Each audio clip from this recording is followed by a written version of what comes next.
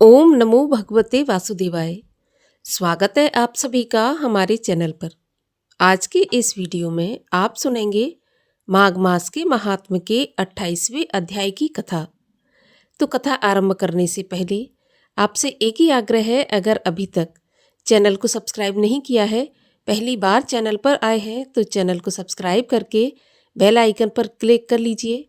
और अगर आज की कथा पसंद आती है तो वीडियो को लाइक करके औरों को भी शेयर करिए। तो चलिए शुरू करते हैं आज की कथा। माघ मास के महात्म्य की कथा सुनने से पहले सुनते हैं सीता माता के नित्य नेम की कथा, जिसको माता सीता सुनाया करती थी और भगवान श्री रामचंद्र जी सुना करते थे। इस कथा को सुनने से हमेशा अन्न और धन के भंडार भरे रहते हैं, कभी भी अन्न धन की कमी नहीं आती। तो आइए सुनते हैं नित्यनेम की कथा। एक बार भगवान श्री रामचंद्र जी को कहीं बाहर जाना पड़ गया तो माता सीता कहने लगी कि भगवान, मेरा तो 12 वर्ष का नित्यनेम है, अब आप बाहर जाएंगे तो मैं अपनी कथा किसे सुनाऊंगी। तो भगवान बोले कि तुम कुएं की पाल पर जाकर बैठ जाना और वहां जो औरतें पानी भरने आएंगी उन्हें अपनी कथा सुना देना। तो सीता माता कुएं की पाल पर जाकर बैठ जाती हैं। तभी वहां पर एक स्त्री आई। उसने रेशम जरी की साड़ी पहन रखी थी और सोने का घड़ा ले रखा था। माता सीता उसे देखकर कहने लगी, बहन, मेरा 12 वर्ष का नित्यनेम सुन लो। लेकिन वह स्त्री बोली कि अगर मैं तुम्हारा नित्यनेम सुनूंगी तो मुझे घर जाने में देर हो जाएगी और मेरी सास मुझसे लड़ेगी। उसने कहानी नहीं सुनी और अपने घर को चली गई। उसके ऐसा करते ही उसकी रेशम जरी की साड़ी फट गई और सोने का घड़ा मिट्टी के घड़े में बदल गया। जब सास ने ये देखा तो पूछा कि ये किसका दोष अपने सिर पर लेकर आई है। तो बहू ने कहा कि कुएं पर एक औरत बैठी थी, उसने कहानी सुनने के लिए कहा, लेकिन मैंने नहीं सुनी और ये मुझे उसी का फल मिला है। बहू की बात सुनकर अगले दिन सास वही साड़ी पहनकर घड़ा लेकर कुएं की पाल पर पहुंची।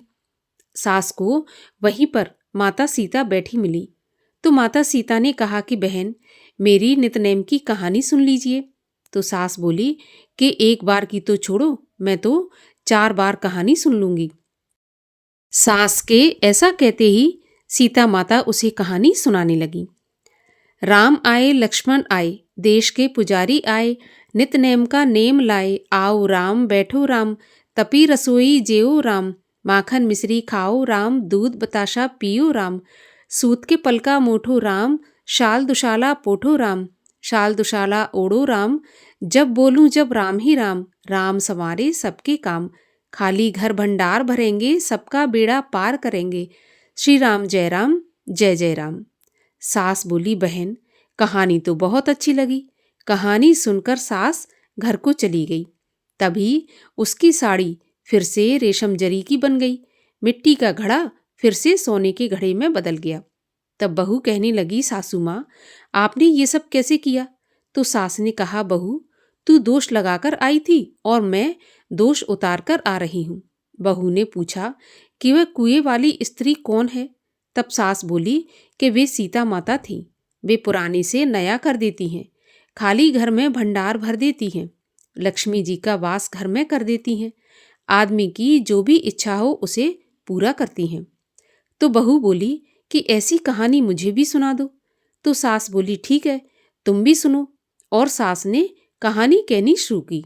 राम आए लक्ष्मण आए, देश के पुजारी आए, नित्यनेम का नेम लाए, आओ राम बैठो राम, तपी रसोई जेओ राम, माखन मिश्री खाओ राम, दूध बताशा पियो राम, सूत के पलका मोठो राम, शाल दुशाला पोठो राम, शाल दुशाला ओढ़ो राम, जब बोलूं जब राम ही राम, राम संवारे सबके काम, खाली घर भंडार भरेंगे, सबका बेड़ा पार करेंगे, श्री राम जय जय राम। कहानी सुनकर बहू बोली कि कहानी तो बहुत अच्छी है। तो सास ने कहा कि ठीक है, इस कहानी को अब हम रोज कहा करेंगे। अब तो सास बहू रोज सवेरे उठती, नहाती धोती और पूजा करने के बाद नित्यनेम की सीता जी की कहानी कहती। एक दिन उनके यहाँ एक पड़ोस की औरत आई और बोली कि बहन, जरा सी आँच देना। तो वह बोली कि आँच तो अभी हमने जलाई ही नहीं। तो पड़ोसन कहने लगी कि तो फिर सुबह 4 बजे से उठकर तुम लोग क्या कर रही हो? तो उन्होंने कहा कि सुबह उठकर हम पूजा करते हैं, फिर सीता माता की नित नेम की कहानी कहते हैं। तो पड़ोसन उनकी बात सुनकर बोली कि माता सीता की कहानी कहने से तुम्हें क्या मिला? तो वे बोली, इनकी कहानी कहने से घर में भंडार भर जाते हैं, सारे काम सिद्ध होते हैं, मन की इच्छा भी पूरी होती है। तो पड़ोसन कहने लगी कि बहन ऐसी कहानी मुझे भी सुना दो। फिर वह बोली कि ठीक है, तुम भी ये कहानी सुन लो। और सास ने पड़ोसन को कहानी कहनी शुरू कर दी। राम आए लक्ष्मण आए, देश के पुजारी आए, नित नेम का नेम लाए, आओ राम बैठो राम। इस प्रकार से पूरी कहानी पड़ोसन को सुना दी। सारी कहानी सुनने के बाद पड़ोसन कहने लगी, बहन कहानी तो मुझे बहुत अच्छी लगी। अब वह पड़ोसन भी नित नेम सीता माता की कहानी कहने लगी। कहानी कहने से सीता माता ने पड़ोसन के भी भंडार भर दिए। अब तो पूरे मोहल्ले में नितनेम की कथा चल पड़ी। हर किसी की मनोकामना पूरी होने लगी। हे सीता माता, जैसे आपने उनके भंडार भरे, वैसे ही आप हमारे भी भंडार भरना। जो ये कहानी कहे या सुने, उनके भी भंडार हमेशा भरे रखना। बोलिए सीता माता की जय। और अब सुनिए माघ मास के महात्म के 28वें अध्याय की कथा, जिसमें अछूत सरोवर की कथा और गंधर्व कन्याओं का बटुक से विवाह का वर्णन किया गया है। वशिष्ठ जी बोले, दिलीप सुनो, अछूत सरोवर में स्नान करके ये सब लोग सुखपूर्वक और संतुष्ट होकर आकाश मार्ग से उस स्थान पर पहुंच गए जहां गंगा जमुना का संगम था। लोमश जी वेद निधि से बोले, संसार के इस तीर्थराज के श्रद्धापूर्वक तुम सब लोग दर्शन करो। ये त्रिवेणी ही पापनाशक अग्नि की महान कुंड है, जिसमें निरंतर अग्नि प्रदीप्त रहती है। ये तृप्ति को प्राप्त हुई अग्नि सबको पुष्ट करती है। यहीं पर 33 करोड़ देवता संतुष्ट होकर आनंद पूर्वक रहते हैं और स्वादिष्ट पर्याप्त सोमधारा पीते हैं। यहीं पर त्रिशूलधारी नीलकंठ महादेव जी प्रकट हुए थे। देवताओं से सेवित ये अक्षयवट यहीं पर है, जिसकी जड़ पाताल तक गई है। और मृकंडू के पुत्र मार्कंडे जी जब प्रलय के समय संसार जल में डूबा रहता है, तब वे भगवान के मुख में प्रविष्ट होते हैं। वे ही जनार्दन भगवान इसी वट वृक्ष पर योग की निद्रा लेते हैं। यही महादेव की अति प्रिय सुंदर भगवती भागीरथी गंगा है, जिसकी सिद्ध लोग सिद्धि के लिए सेवा करते हैं, जिसके स्नान से प्राणी सभी मनोरथ प्राप्त करता है। यहीं पर यमुना नदी है। मुक्ति और भुक्ति प्राप्त करने के लिए यहाँ समस्त प्राणी आते हैं। इसका जल पीकर मुक्त होते हैं। हे मुनि, गंगा यमुना का संगम बड़े पुण्य से प्राप्त होता है। इसमें स्नान करने से जन्म मृत्यु से छूटकर ज्ञान प्राप्त करके मनुष्य तर जाता है। सभी जंतु ज्ञान के बिना प्रयाग में स्नान करके मुक्त हो जाते हैं। ये देखकर ब्रह्मा जी ने यहीं पर महायज्ञ करके सृष्टि रचने की सामर्थ्य प्राप्त की थी। इस त्रिवेणी में भगवान नारायण ने स्नान कर अमृत के मंथन के समय लक्ष्मी को पत्नी के रूप में प्राप्त किया था। त्रिशूलधारी महादेव जी ने एक बाण से यहीं पर त्रिपुर दैत्य को मार गिराया था। एक समय इंद्र के शाप से जब उर्वशी स्वर्ग से भ्रष्ट हुई थी, तब उसने भी यहाँ स्नान किया, जिसके प्रभाव से वह फिर से स्वर्ग को गई। नहुष कुल के राजा अयाति ने स्नान कर वंशधर पुत्र को प्राप्त किया था। हे ब्राह्मण श्रेष्ठ, इस पुण्य संगम में पुत्र चाहने वाले को स्नान करना चाहिए। यहीं पर इंद्र ने प्राचीन काल में अपनी माया से कुबेर के सब धन को स्नान करके पाया था। प्राचीन काल में नारायण तथा नर ने हजारों वर्ष तक यहाँ प्रयाग में निराहार रहकर उत्तम धर्म किया था। यहीं पर जैगिशव्य सन्यासी महादेव जी जैसे शक्तिशाली होकर विजय हुए थे तथा अणिमादि योग के अति दुर्लभ ऐश्वर्य को पाकर शिव की आराधना में तत्पर हुए कश्यप ऋषि ने यहीं पर तप किया था। इसी तीर्थ में तपस्या करके भारद्वाज सप्त ऋषियों में 7वें ऋषि हुए थे। हे ब्राह्मण, इसी क्षेत्र में प्राचीन काल में आत्मज्ञानी सनकादि ऋषियों ने योग रूपी फल की सिद्धि को पाया था। इस गंगा और यमुना के संगम में स्नान करने से सब पापों से छूटकर प्राणी आकाश में तारा रूप होते हैं, जिनसे समस्त आकाश व्याप्त है। इस समय मुक्ति को चाहने वाले तुम्हारा पुत्र और ये कन्याएं और तुम मेरे कहने से इस गंगा यमुना के संगम में स्नान करो। त्रिवेणी के जल के प्रभाव से तुम्हारे पहले किए हुए सभी पाप नष्ट हो जाएंगे और इसके महाफल से संपूर्ण वैभव को प्राप्त करोगे। ऋषि के ऐसे सत्य तथा उल्लंघन ना करने योग्य वचन को सावधानी से सुनकर वे सब उत्कंठित चित्त से स्नान करने लग गए। तब उसी क्षण संगम में स्नान करने से उनकी पिशाचिता नष्ट हो गई और सबने अपने अपने पूर्व शरीर को प्राप्त कर लिया। वेद निधि ने अपने पुत्र तथा दिव्य रूप वाली अति सुंदरी कन्याओं को देखकर और प्रसन्न चित्त होकर प्रीतिपूर्वक लोमश जी को संतुष्ट किया और कहा, आपके अनुग्रह से ही ये सब बड़े पाप से निर्मुक्त हुए हैं। हे ऋषि श्रेष्ठ, अब इन बालकों के योग्य धर्म को कहिए। लोमश जी ने कहा, इस युवा कुमार ने वेदों का अध्ययन समाप्त कर लिया है। मैं प्रीतिपूर्वक कहना चाहता हूँ, अतः ये इन अनुराग करने वाली कन्याओं का पानी ग्रहण करें। तब लोमश जी और अपने पिता की आज्ञा से ब्रह्मचारी बटुक ने विवाह की विधि से सुंदर द्रव्य तथा मंत्रों से एवं ऋषियों से मंगल किए जाने पर धर्मपूर्वक 5 कन्याओं से पाणी ग्रहण किया। इन कन्याओं के पूर्ण मनोरथ सफल हुए और ये सब बड़ी प्रसन्न हुई। वह कुमार भी अति संतुष्ट हुआ। लोमश जी उनको आज्ञा देकर और उनसे नमस्कृत होने पर देवताओं से सेवित मेरु पर्वत पर अपने आश्रम को चले गए। हे राजन, वेद निधि अपने पुत्र तथा 5 बहुओं को साथ लेकर प्रसन्न चित्त होकर कुबेर के नगर को गए। धर्म से वंचक, पिता का द्रोही, गुरु की पत्नी में रत, कन्या की बिक्री करने वाला, विष्णु तथा ब्राह्मण से द्रोह करने वाला मनुष्य भी इस पवित्र कथा को सुनकर शुद्धि प्राप्त करता है। ये तीर्थ मनचाहा और मोक्ष फल का देने वाला है तथा गोपनीय है। जिनकी श्रद्धा ना हो उनसे यह कथा गुप्त रखनी चाहिए। उनसे, हे सूत जी के पुत्र, यह कथा कभी नहीं कहनी चाहिए। जो इसको पढ़ता है या सुनता है वही ब्राह्मण, विष्णु, देवता, ब्रह्मा और शंकर है। वही विष्णु का सायुज्य लोक प्राप्त करता है। ये पुण्यमय है जो पापों को हरने वाली है। ये धन्य है जो बुरे स्वप्नों को नाश करने वाली है।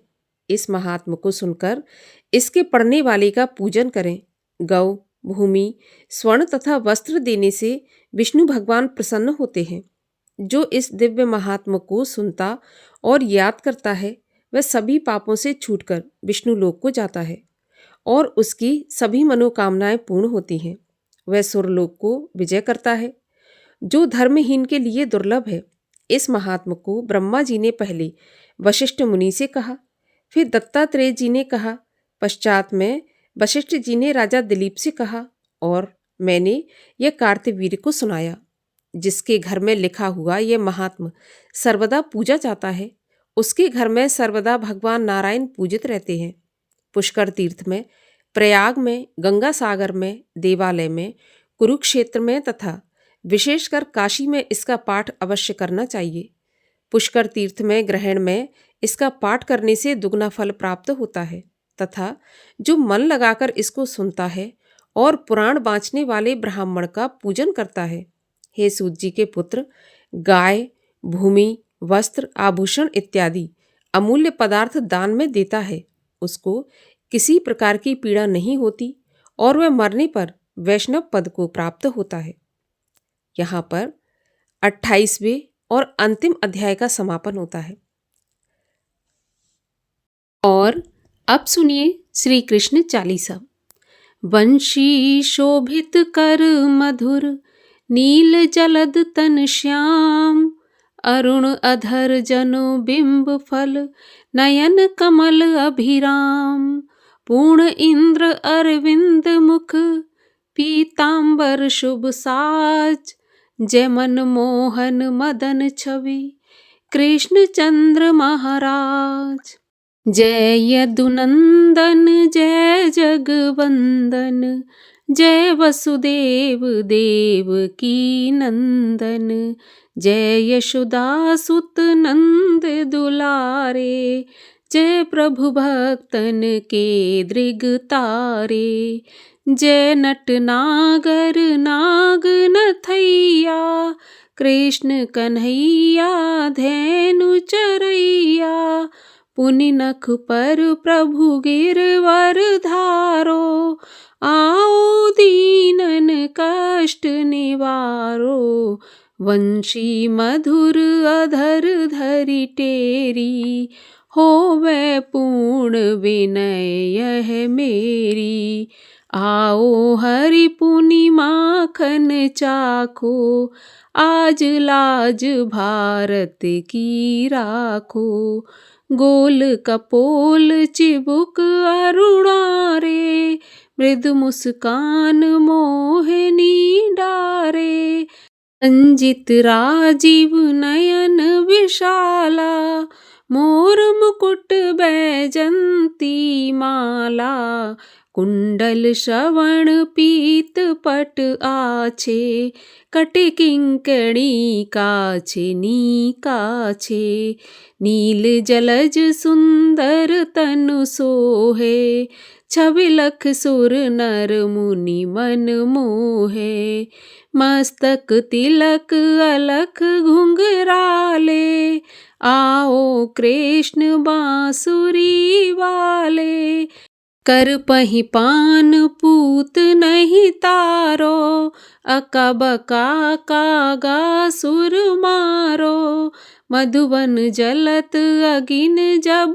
ज्वाला, भय शीतल लखी तही नंद लाला, सुरपति जब ब्रज चढ़ो रिसाई, मूसर धार बारी बरसाई, लगत लगत ब्रज चहन बहायो, गोवर्धन नख धार बचायो, लख यशोदा मन भ्रम अधिकाई, मुख मह 14 भुवन दिखाई, दुष्ट कंस अति उधम मचायो, कोटि कमल जब फूल मंगायो, नाथ काली यहीं तब तुम लीने, चरण चिन्ह दे निर्भय कीने, कर गोपिन संग रास बिलासा, सबकी पूर्ण करी अभिलाषा, केतिक महा असुर संघारो, कंसहि केस पकड़ दे मारो, मातु पिता की बंदी छुड़ाई, उग्रसेन कह राज दिलाई, महिते मृतक छहों सुत लायो, मातु देव की शोक मिटायो, भौमासुर मुर दैत्य संघारी, लाए 68 सहस कुमारी, दे भीमहि तृण चीर संघारा, जरासेंधु राक्षस कह मारा, असुर बकासुर आदिक मारो, भक्तन के तब कष्ट निवारो, दीन सुदामा के दुख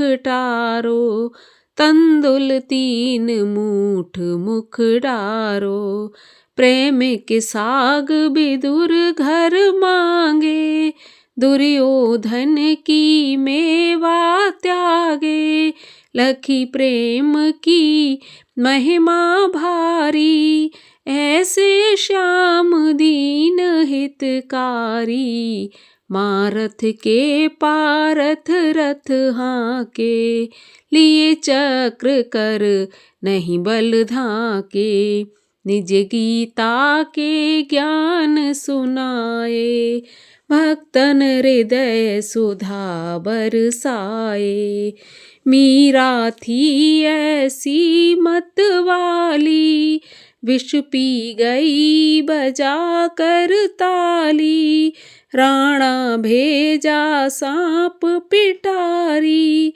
शालग्राम बने बनवारी, निज माया तुम विधि दिखायो, उरते संशय सकल मिटायो, तब शत निंदा करी तत्काला, जीवन मुक्त भयो शिशुपाला, जबहि द्रौपदी टेर लगाई, दीनानाथ लाज अब जाई, तुरतहि वसन बने नंद लाला, बड़ चीर भय अर मुँह काला, अस अनाथ के नाथ कन्हैया, डूबत भंवर बचावत नैया, सुंदर दास आस उर धारी, दया दृष्ट की जय बनवारी,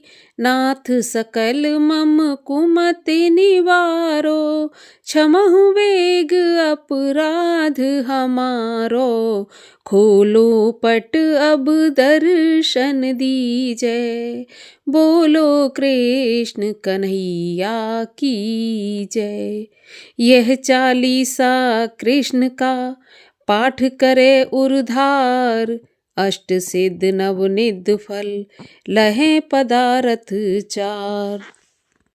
ओम जय श्री कृष्ण हरे प्रभु जय श्री कृष्ण हरे, भक्तन के दुख सारे पल में दूर करे। ओम जय श्री कृष्ण हरे, परमानंद मुरारी, मोहन गिरधारी, जय रस रास बिहारी, जय जय गिरधारी। ओम जय श्री कृष्ण हरे, कर कंकन कटी सोहत, कानन में बाला, मोर मुकुट पीतांबर, सोहे वनमाला। ओम जय श्री कृष्ण हरे, दीन सुदामा तारे, दरिद्रों के दुख टारे, गज के फंद छुड़ाए, भवसागर तारे। ओम जय श्री कृष्ण हरे, हिरण्यकश्यप संहारे, नरसिंह रूप धरे, पाहन से प्रभु प्रगटे, जम के बीच परे। ओम जय श्री कृष्ण हरे, केशी कंस विदारे, नलकूबर तारे, दामोदर छवि सुंदर, भगवन के प्यारे। ओम जय श्री कृष्ण हरे, काली नाग नथैया, नटवर छवि सोहे, फन फन नाचा करते, नागन मन मोहे।